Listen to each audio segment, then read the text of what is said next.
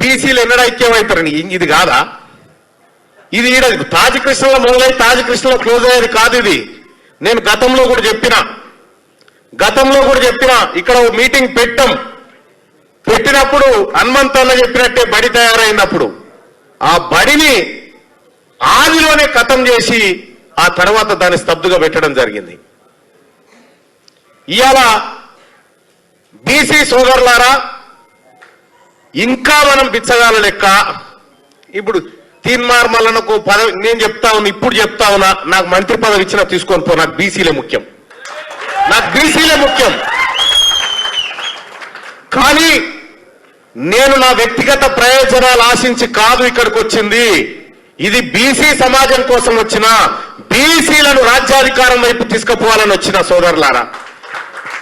మా రాహుల్ గాంధీ గారు చెప్పిండు 42% రిజర్వేషన్ స్థానిక సంస్థల ఎన్నికల్లో ప్లస్ కులగణన అని చెప్పిండు.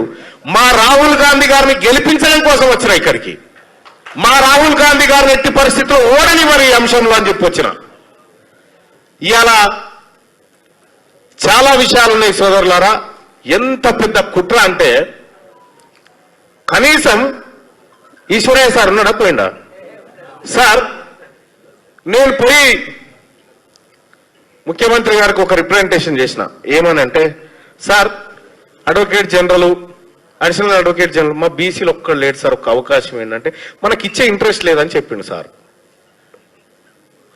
మనకిచ్చే ఇంట్రెస్ట్ లేదన్నారు. అంటే దాని అర్థం ఏంది నాకు అర్థం కాలే. అంటే ఇద్దామనుకుంటుర్రా లేదా? బీసీలు చిన్న చూపా? బీసీల ఓట్లు కావాలి, బీసీలు పెట్టేటువంటి బిచ్చం కావాలి, కానీ బీసీలకు మాత్రం అవకాశాలు వద్దా? ఇదెక్కడ అన్యాయం?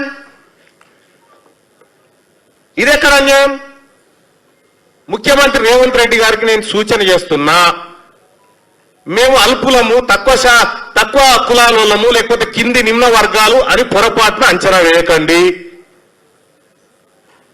మేము గతంలో లాగా లేము. బీసీలము ఇవాళ చైతన్యవంతమైనము, ఇవాళ బీసీలమంతా ఒక్కటైనము. ఇది సప్పట్లు కూడా మేము సప్పగానే కొడతాము.